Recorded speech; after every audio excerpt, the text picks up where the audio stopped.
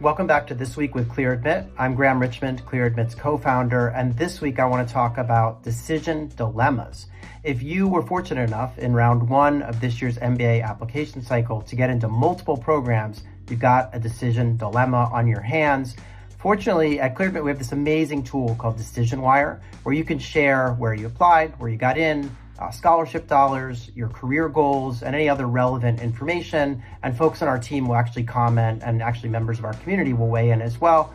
So do that if you haven't already. But while you're thinking about this, I would argue there are a few kind of key things you need to take advantage of. The first is you need to immerse yourself in the schools that have admitted you, go to their campuses, go to the events they offer, talk to students, whatever you're able to do. You don't need to travel if you're unable, but definitely immerse yourself in that school's culture.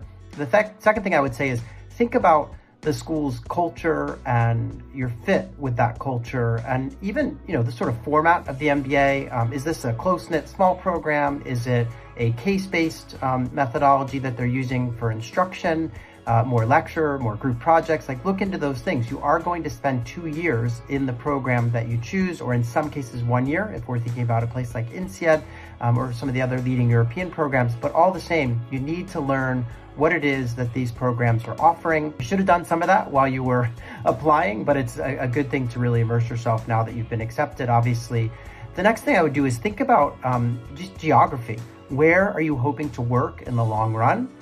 Where are you hoping to work in the medium term and short terms? So if you're dying to, live and work in London, that may influence which programs you're targeting to accept an offer from. Obviously, if you want to be in Los Angeles or New York, all these things matter. So take into account where schools are placing folks, whether or not schools have alumni clubs in the region that you're targeting. And I would argue that the same thing is true industry-wise. Look at where schools are placing candidates. Do schools have specific strengths when it comes to the career goals that you are setting out to achieve? Obviously, again, you should have considered this while applying, but it's worth noting and doing some additional investigation into now that you're at this phase. And the last thing I would say is not all offers are equal. Some schools will have given you more money than others.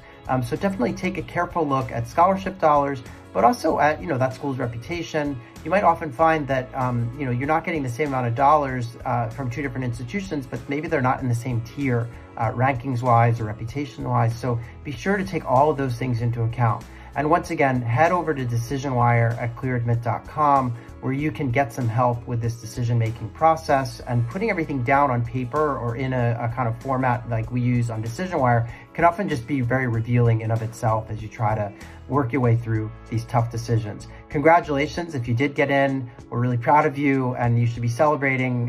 But we also recognize it can be challenging sometimes to face these decision dilemmas. That's it for this week. We'll be back again next week with another edition of This Week with ClearAdmit. See you soon, everyone.